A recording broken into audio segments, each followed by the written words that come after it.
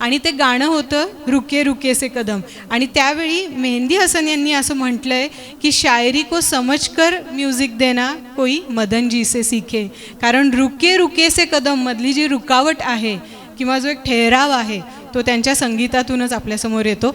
तर आता आपण हे गीत ऐकणार आहोत आणि